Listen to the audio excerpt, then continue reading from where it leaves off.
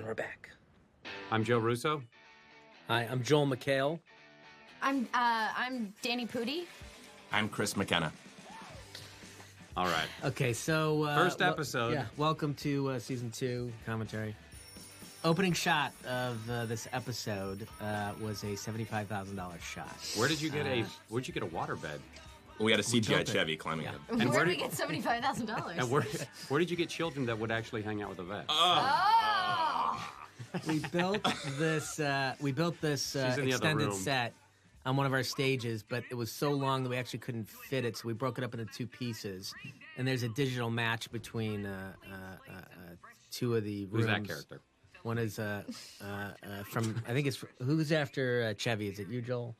I think he goes, or it's a vet to Joel. There's a digital seam built in there. I think it's Annie in his room. It Yeah. goes from, Shirley to Annie was the cut. Then this sequence actually was a oneer that we did that That's right. was actually Notice how last year, in the first season, those trees you see, which are palm trees, they used to wrap them in Bark. evergreen, bark, to be like, we don't want this to be, and then they're just, don't bother. Now we're in Sacramento. It doesn't we're no matter, longer in just- Colorado. we spent all the money that we used to wrap those trees on that opening. That was shot. it. That was it. cost $75,000. No, I Laura- believe that was the first time we ever went off campus. Yes, it is. Yeah. But we never left. Never left Paramount, We never no. left Paramount.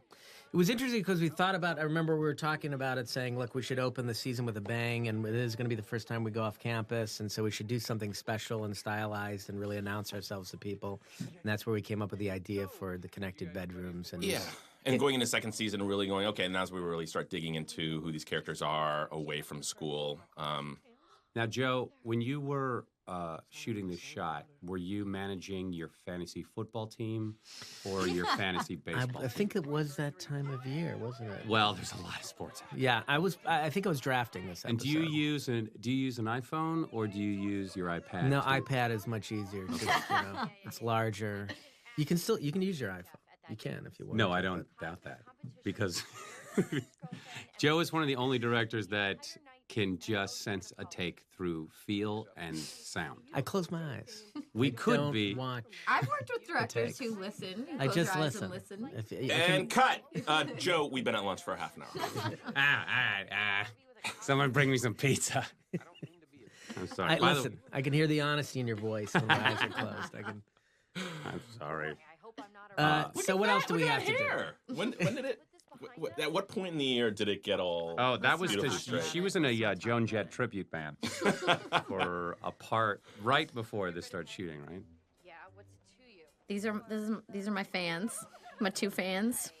It took us a long time to break this story. It took us, I think, all of June because we had so much fun blowing up the house at the end of season 1, and then we had no idea what to do with the pieces.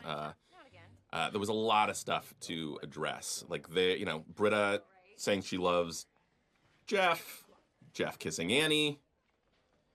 How do we come back into it? And we had no idea. And It is pretty, it is pretty incredible how you brought it all together, especially in the scene coming up with the wedding scene.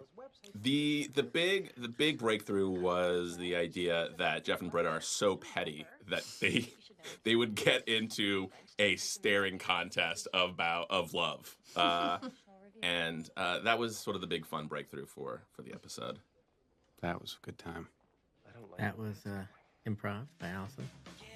What'd she say? Little look back. It's very cute. Everything Allison does is cute. Just like Chris McKenna. Oh, and we were also, He's a 6'10" giant of cuteness. cuteness.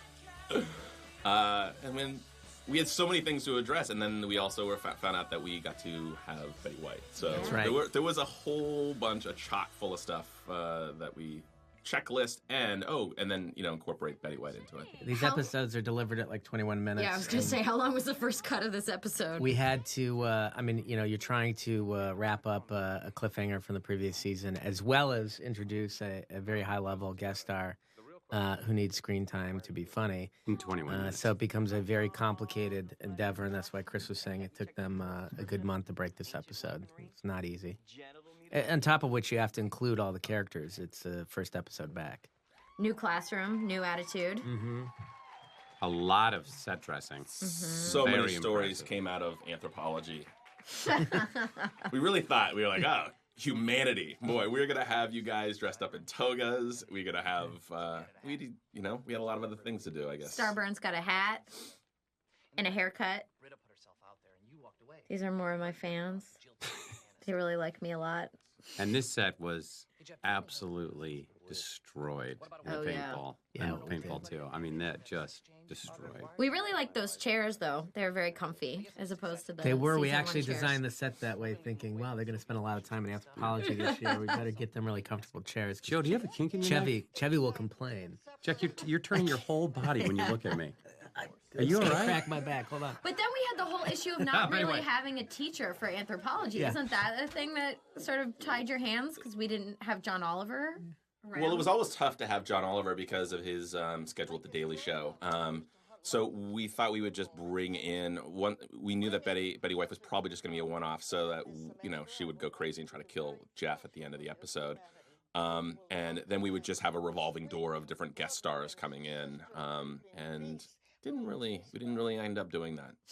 You know, that At dart, just to talk about that dart for a second, that was a digital effect. It was a VFX that we did in post. Betty did try to hit Dino twice, once in his eye, which shut production down for Really? the day. Yeah. Wow.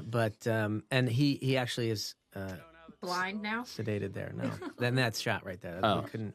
Dino's not an actor, so sometimes you have to really. How dare you? Gino doesn't want to be an actor. I've never seen somebody with a great role who's Who's so reluctant? so reluctant to come to set. No, his pitch this year was, what if Starburns, the opening shot of the season is Starburns' funeral? I'm like, great, then you can be the ghost wandering the hall. No, that's sort of... That's Ken Jeong. He is an actor. He's been in a few things you might have seen. Stole a movie recently that you made. She was on Parks and Recreation. I saw that cafeteria lady. Was she recently. cafeteria lady on Parks She and wasn't Rec? cafeteria lady. She was complaining lady on Parks and Recreation. Yeah, we had her complaining as well. It must be a niche for So- her. I love that girl. I want to bring her back. Who was it? That's know, she's not- that's actually a friend of my sister. Oh, now he wants to talk. Oh, That's our Anthony. That's our sister Angela's best friend from. Really? Yeah, Syracuse. Really? Yeah, Nepotism central. I know. gosh. So, way to get on the show. Just know somebody. Be friends with Joe. Be friends with us. It's not a bad. I'm going to introduce you to. That's how McHale got on the show. Yeah, it's true.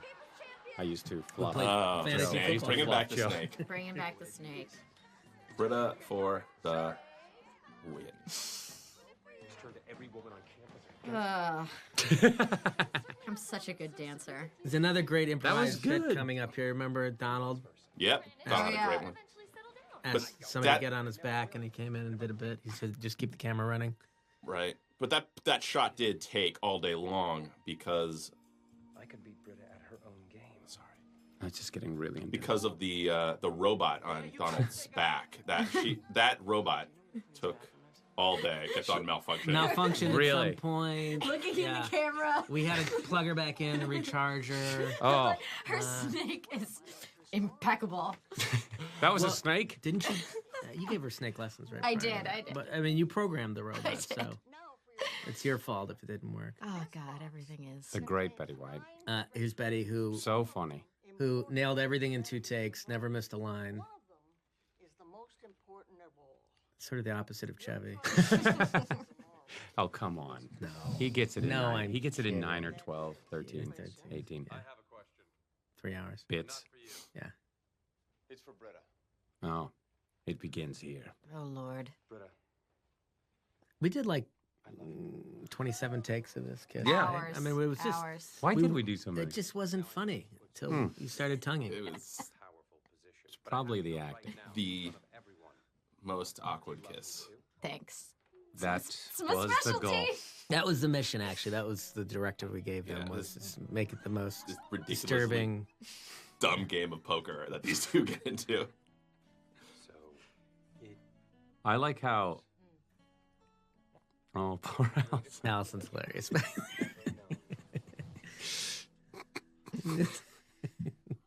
It was really weird. That's just tongues rubbing together. That's all that is. That's just. It looks like I'm Everyone's cheering. trying to get something from the bottom Everyone's of so your... touched by that.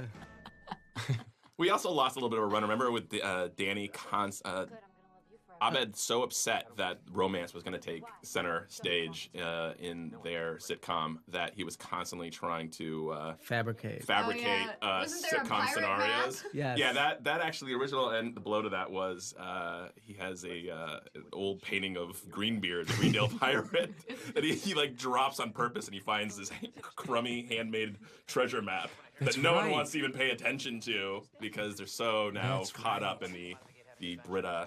I think there were two of those Jeff bits. romance. I wish we could cut some of the shows how they were in their original script form, and they would end up being an hour long apiece. But they would be great. I think that you asked earlier before, Gil. I think this one was like 27 minutes Yeah. when we did the first edit of it. It was long. Oh, look, a cookie. What is a cootie catcher? I have one in the scene. Oh, details. Can we talk about some of our favorite background performers? Yes, Absolutely. DP, double penetration. We have a boy. former porn star that was I think background she on our was. show. Wasn't Former. She, wasn't Yeah, she? she's retired. I thought she was kind of like, hey, maybe you should be on a different show. To me? No, I thought. No, was she not asked back? She was eventually, Yeah. yeah, but she was quoting prices for different things to Danny Pudi. They had long discussions about Yeah. what she would and would not do. It then there's There was the girl who started curling her hair more. She tried to look like Britta more and more yes, each week. And that she, was really weird. That became like single white female. She told people that people thought that she was me from behind. Yeah. Well, we actually replaced you with her for She was season great in a 3. couple Nobody episodes. told you Oh, yet? Oh, my crap. God. This is so awkward. What a crafty girl. This is a great scene. We love shooting this scene. This, to me, is It was really fun. up until this point in the series, we hadn't done anything, I don't think, this dramatic for this extended a period of time. It sort of has I love this. yeah. I mean, Great sound. Not the actual sound it has. it's a lot of fun for a first episode out of the gate. This was People the first day getting of shooting, I punched. want to say, right? Yeah. Was it? Just got a bloody You were shooting this all nose. handheld, yes, obviously. That's Richard's own hat. Great background. She was, I like how they call you call like in the episode that you like. DC All right, well, Pearson, the next Dana. step. The next step is a marriage, right? So this has to, and then it happens. Right. I bet it embraces it. If you're going this route, you're going full tilt. members of Derek Comedy Yeah. are hiding in the scene. It's Donald's comedy troupe. Now, that Clooney, we've been wanting to do a Clooney impersonator story. Like, we wanted to do it in first season, and then that was something we added into this. We thought it would just be, we wanted to have Britta dating a George Clooney impersonator for a season. And you decided on Balkan War criminal. You went from George Clooney impersonator to Balkan War criminal. Well, Shirley, since you have clearly failed to grasp the central insipid metaphor of those Twilight books you devour, let me explain it to you. Men are monsters who crave young flesh. Something we actually kind of moved away from a little bit this year were the winger speeches until we got to the flashback episode. But Well, there was the big winger speech in the Chang trying to get Chang into the group. Oh, yes. That was an epic speech. My lord, I started memorizing that 3 days before. That shows you I tried. what I love about this scene is actually how severe the characters treat each other. And, again, first episode out of the gate, I thought writers did a phenomenal job of addressing the cliffhanger. We went in a direction that was very dark and really tested the characters. And I think is what makes part of what makes the show so interesting is that we're constantly challenging. Were you worried This it is was a rehash. Well, no, that was one of the worries. Some people thought, I think some of the powers thought, does this get too dark? Is this too ugly? But the ugliest, darkest fights you ever have are with the people you love the most, with your family members. I never got the feeling that it was going, and maybe it's just me, but I never got that feeling like, oh no, we've become a very special episode. I never got that. Well, we went dark later in the season with Chevy and the whole Pierce, ostracization from the group. That's a word. I didn't make that up. And I said it correctly. Well, what's interesting is when sometimes you watch this stuff and you're at home, it makes you uncomfortable, or you have a very dark sense of humor and you enjoy it. But even if it makes you uncomfortable, you wake up the next day, you feel a lot closer to the characters on the show because you've gone through an emotional journey with them. That's how, when I used to watch Small Wonder, that got That's exactly how you felt. We never. I'm sorry. No, I was just going to say that's also what distinguishes it from like a cartoon, because there are consequences when we say hurtful things to each other as characters. You know that it stings and there's fallout from it. That's something I really enjoy about our show is that we do have arcs over multiple episodes. Yeah, well, we didn't come out saying, well, we got to have a huge fight. I mean, it was one of these things that just felt natural. I don't think it was anything that we felt like it was schematic in terms of getting to that fight. When we were writing that fight scene, it just felt like, oh, these people have got a lot of tension bubbling under the surface, baggage, a lot of baggage over the last course of the year. What does that mean? Come on. But it's a great, just, again, kudos, a great answer to the cliffhanger, which was sweet in its execution. And we come back with the next episode up, and it's sort of it's almost a Pinter play. Good morning, class. Wow. Let's dive in and hear the results. You just referenced Pinter. I did. I thought about it last year, and I was really upset that I never referenced Pinter on the first season. Got what the Mako Mako called dirt roaded. Using it. I was expecting Peter Bogdanovich to mention that. Right, God. Peter, you've been silent the entire time. Well, Chris. That's your Bogdanovich. I was wondering what your bug. No, that's his Terrence Malick. First job was working for Peter Bogdanovich. Really? Wow. Yeah. He directed Jurassic Park 3, right? No. The reason I know is a tool. Joe Johnson did. Oh, you know him. I do know Joe Johnson. Oh, hi, Joe. He's in an inversion of the Winger speech. Space! That would have been great if in the middle of that Chang had shouted. There's a lot Speech! of talk about what kind of Band-Aid we're going to put on your nose, how big it was going to be, Yeah. how much bruising we were going to put on there. We went the Coen Brother route with it. See that? See that? Pinter, Coen Brothers. Nice. Within like That's I thought you were 2 going to say minutes. Alexander That's a Payne Bergman cross election. That's record time. Matthew Broderick. Really try to Easton.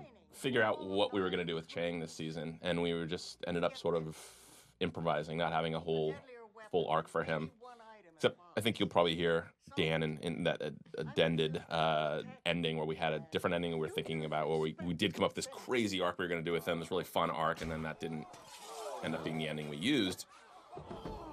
But in this, he just becomes the guy who's the peanut gallery, because he's no longer that guy who has power over them. That's why you fail. Look at her. God, she's so awesome. So good. She had so much fun with this. Yeah. She did. There's lots of discussion about She had a how lot of fun yellow- with that urine, too. Oh, he was not at all happy to throw urine on my face. Professor Bauer got suspended, and we got an automatic A on our assignment. Again, we just did some wide angle, really close shots Of my nostrils. Joel. It was just it's Coen Brothers homage. Thought you were going to go with the Stanley Kubrick. Get right up in their face, and What I- because it's a grotesque concept that he's been punched in the nose, and we just want to keep hitting it home. Going back to Chang, I liked how he never, like everyone, you just assume, well, he'll get in the groove now. But he never got in the groove. Yeah. I think that sort of helped his Man Without a Country kind of feel throughout. We have plans for season 3. Just wait, guys. Joe just looked at his phone, guys. That's what Joe just checked. He just You got. gotta see how much time you have left. Joe just got I'm going to high see score on Fruit Super Ninja. 8. I've got tickets at the Oh, 11:40 show. Apology because I want to be a part of your study group. Oh. Now, I got to do the honest thing and just ask. Is there any room in this pocket for a little spare Chang? This is where And then the Changism started.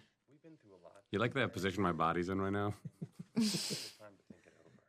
Your crotch doesn't look Yeah, strange it's at all. not. It doesn't look a strangely propped up crotch, thigh.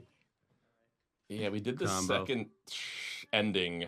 We reshot the Gollum stuff, and we got excited because we came up with this idea playing off a joke from first season, where he said he ate his twin in utero. So we did that slow dolly up to him. You hear a baby crying, that Chinese lullaby. It's And sort of what we were like going to do over the whole Apocalypse course Now of the year, helicopter, right. he's so guilt-ridden by the idea that his mom infused with him that he had eaten his twin sister in utero, that he starts hearing her voices, and then she finally appears. So great. and convince them to do bad things all throughout the year. And then what we want to do is she actually grows into like a teenager or like a 20-year-old by the end of the year. And we wanted to mimic the kiss that Annie and Jeff had on the steps, the two of them making out. Here's one of the greatest moments of the series. Yeah. It's 5 takes, maybe, tops. She didn't know the song either. No. It was written in the morning before by Dan. But she had never heard Toto's Africa. I think Pootie gave her the... And I remember Yvette did an amazing job coming in. Yvette Nicole Brown did a lot of heavy lifting in this. Did I say Betty- Pootie? I meant Yvette. Now, I can't see her through the window, but is she pointing to herself? No, she's just smiling. She's got a very pleasant smile on her face. Yvette's just, she blew me a kiss. Oh, What a look at this. what a hero Betty White is. And I mean, Yvette Nicole literally Brown. never heard these songs. It just was dropped in her lap, and she did it. She's And so nailed it. good.